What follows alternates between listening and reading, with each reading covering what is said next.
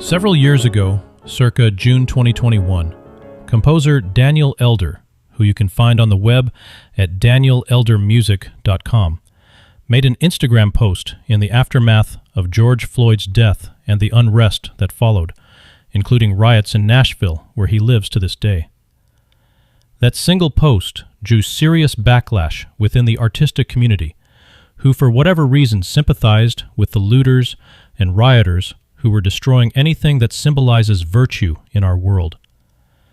Attempts to rationalize his actions, to stress he had no intent of villainizing George Floyd in any way, fell on deaf ears. His work, his reputation, his relationship with publishers and colleagues were affected almost immediately. At the time, I reached out to Daniel and asked if he would be willing to share his side of the story. He agreed, but only in writing. He did not want to do a live or recorded interview where an off-the-cuff remark could get him into more hot water than he already was. So I sent him questions, he answered them carefully, and the result was the written interview you are about to hear. For this episode, I am presenting that written interview using AI-synthesized voices for both Daniel as well as a clone of my own voice. The words are verbatim from our original written exchange. The voices are simply to make the interview more listenable. Daniel's answers are direct. He explains what he intended, how he understood the backlash, why he chose not to issue a public apology, what he learned from the experience, and advice for anyone, artist or otherwise, who may one day find themselves on the wrong end of an angry and irrational mob. Can you give an account of what happened from your perspective, specifically about the Instagram post and the ensuing backlash? Were you at all known for being outspoken on issues such as race, current affairs, etc.? As a creative artist, I have learned how to be especially sensitive to the human mind. It is crucial if I am to effectively communicate my messages through music. I had become increasingly disenchanted with social media over the past several years as I witnessed groupthink overtake the public discourse. Not just groupthink, but highly controlling, judgmental, and bullying behavior. Those engaging the most in this behavior hypocritically shouted the loudest about tolerance. These behaviors deeply disturbed me. However, I had tried my best not to be public in my condemnation of toxicity online. I wasn't outspoken on political or social issues. I was fairly conservative in risking my public image. When I did criticize, I usually took great care to be subtle. The hysteria that washed over my social sphere and the larger populace following the George Floyd incident was a breaking point for me. For the first time, I saw a frightening mob mentality of reckless, desperate abandon, played out especially in the violent acts of rioters all across the country. That buildings were burning in my own city was but an extra, acute reminder that it was all very real. In my music, I have written warnings on mob mentality. I watched my Instagram feed flood with posts and stories suggesting racists lay in wait around every corner.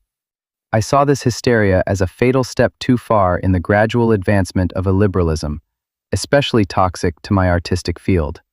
I chose to make my post not in a moment of weakness, but as an important message to my brothers and sisters. You are losing yourselves. I crafted it carefully. I tried to be generous but firm. I strove to convey insight. I wanted to help. I had conveyed to my wife that I was recklessly tempted to go downtown to try and put myself between the rioters and police, to risk my safety to de-escalate the situation. She was my voice of reason. I restlessly stayed put. My risky post was important enough to me that I didn't mind if I got pushback for my words. I didn't expect to go viral, however. That was a symptom of the very hysteria I observed. That at the time, real activists lay in wait to slay any racist demons they perceived. As it turns out, I stepped right into their trap. I didn't apologize because I deeply felt I had nothing to apologize for. Coerced public apologies unfortunately do very little to assuage the online mob. Additionally, I felt it vital not to empower this mob further by validating their accusations. However, I did explain myself in a 3-page document I sent to my colleagues at GIA Publications and a couple close friends. With my consent, one of these friends leaked it to a choral Facebook group for public exposure. I clearly outlined what I intended with my words, as well as what I didn't intend, additionally including a warning about the dangers of cancel culture and mob mentality. It had no effect. The next day, GIA, having read my explanation, nevertheless issued their public condemnation. After that single attempt to reason with the public, I chose not to parley further. I have no regrets about not apologizing. I felt it was not only the right thing to do, but was a vital thing to do. Good on you for seeing the futility of issuing an apology that is clearly not yours nor sincere. That no doubt would have made you appear weak in the mind of the mob, and more important, would have compromised your own artistic integrity. I was especially troubled by the reaction of GIA Publications. It seems fear ruled the day. Perhaps they felt their own business and reputation was in danger because of the backlash you were receiving. It's very difficult to think rationally when your nervous system is on high alert like that. What is your take on their reaction, motives, etc.? Were you at all surprised when they more or less coerced you into doing this? What do you think they thought they had to gain by taking this action? Exactly. Fear did rule the day. I believe GIA felt tremendous pressure because the online mob, in entirely predictable fashion, was starting to call for boycotts of my employers. GIA rushed their statement through very quickly. It was the same behavior a couple other colleagues demonstrated, an eagerness to wash their hands of guilt by association as quickly as possible. In this period of time in our country, everyone was terrified of bloodthirsty activists. GIA's intentions were not malicious, but I wish they had chosen patience over panic. Our relationship was a lucrative one. You make it sound as though the attack on you was organized to some degree. Do you have any insights on the level of coordination that was required to carry this out? And what would anyone stand to gain by taking down a composer of sacred music who until that moment had no history of social activism and kept his social profile on the DL? All this new activism is organized. Call-out culture thrives on the strategy of individuals publicly amassing others to target someone, hold them accountable. The coordination isn't complex. It merely takes the right Facebook post or tweet to be widely shared, perhaps with my email address or website contact page, and a call to action. From my perspective outside social media, the attacks always came in concentrated volleys, and so I have always assumed they tend to arise from small pockets of social media activity, like a single particular post. As to your second point, that's the particularly twisted way activism has morphed in the present. When George Floyd died, mind you, there was never any proof of racial motive, many people immediately took as fact that Officer Chauvin is racist, and racism is everywhere, therefore, racists must be everywhere, and finally, we must find who the racists are. Overnight, innocent people became suspect of hidden racism. With this logic, it doesn't take someone actually having a track record of any misdeeds, it just takes them satisfying one wrong present criterion. It's easy to get caught up in the emotions of something like this. Fancy oneself as a white knight of sort and play the role of peacemaker. But the reality that many don't understand is that when a mob gets worked up into a frenzy, it's almost impossible to reason with them. What advice do you have for those who feel a need to be a voice of reason, on or off social media, but to do so in a way that encourages honest dialogue? And what should one do should they find themselves in a predicament similar to what you endured? First, I agree it's ineffective to combat an online mob. One is best off remaining consistent and calm, and to not engage in fighting the criticism. I chose to combat the mob merely by remaining silent, and leaving social media was a major aid in this. My lack of apology was the only statement needed. I feel that's often the most effective strategy. Second, my advice to any inspired to be a voice of reason is this: stay respectful, be patient, but don't compromise.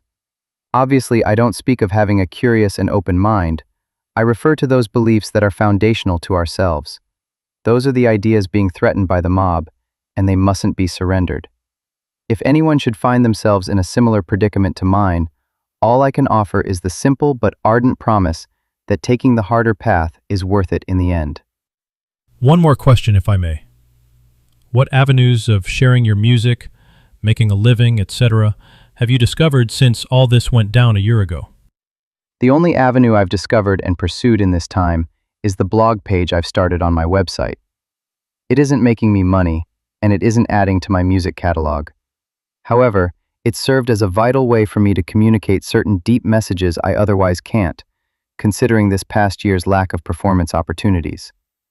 I've used my blog to share poetry, opine on the critical issues of our field, and speak of my deepest visions for my art. I landed in particularly hot water with my essay advocating equality of opportunity, but I regret not a word. It's my humble attempt to nurture the health of the arts, even and especially when unpopular. You could say this blog has become my temporary artistic outlet, while music hasn't been possible. Before we close, I wanted to include one final piece from Daniel. The interview you just heard took place 5 years ago, and obviously life has continued for all of us since then. Careers change, circumstances change, people keep working, keep thinking, and keep finding ways to create, even after public controversy has done whatever damage it is going to do.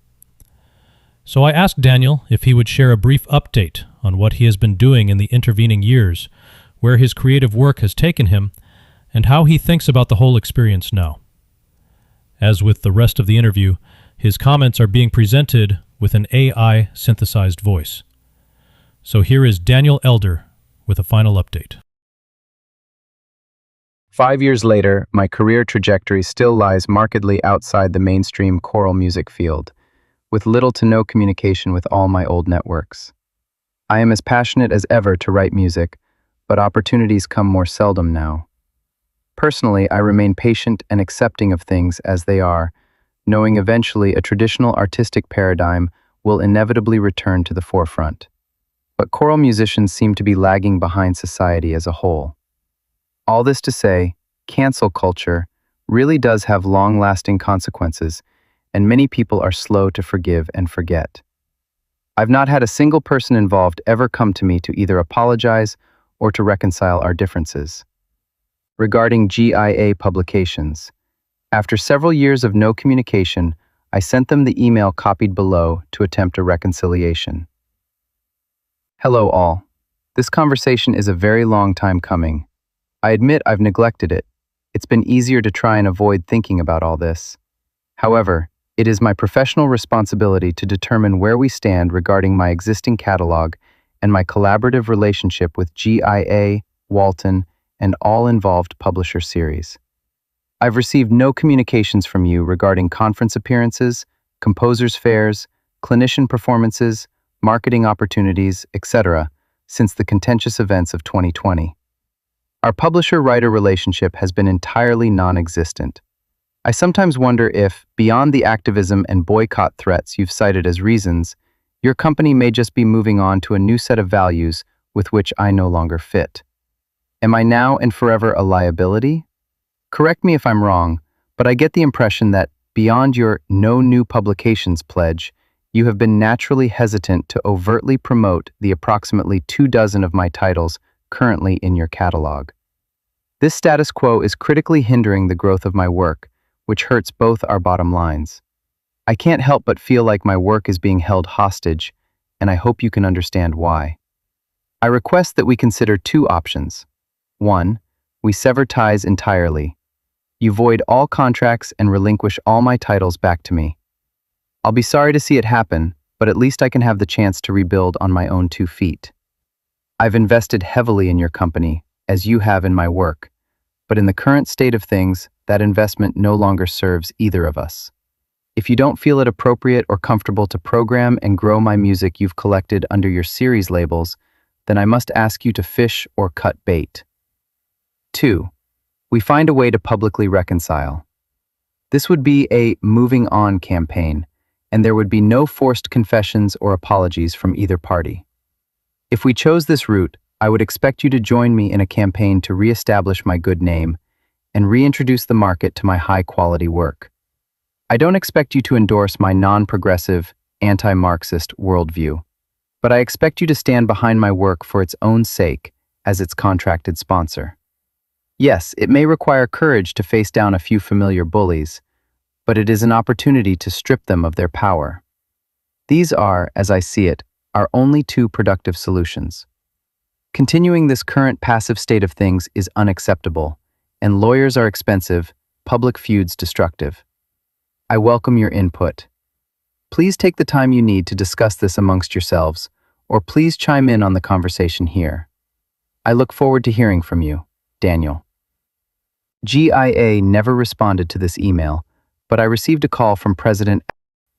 Perhaps they were nervous about leaving things in writing after I shared their 2020 emails with reporters. In the call, he simply stated that they prefer things as they are over either of my two proposals. He declined both to reconcile and to let me go and release my copyrights. I gleaned from this conversation that GIA would still rather profit meagerly off my suppressed work than go through the effort of reconciling, repairing reputations, and promoting it properly again. I haven't heard from them since this communication 2 years ago, and increasingly I suspect that my only remaining option is to sue them for the return of my copyrights. Overall, I remain as enthusiastic as ever about the ideals of art and creativity. If anything, these difficulties have honed my focus on what's most important. This encourages me to stand firm through these shifts and look with hope to a clearer horizon. Sounds perhaps like boilerplate, but amidst great uncertainty, these fundamental things are what I hold on to. Thank you for listening to today's podcast. Learn more about me and my work at jamesdnewcomb.com.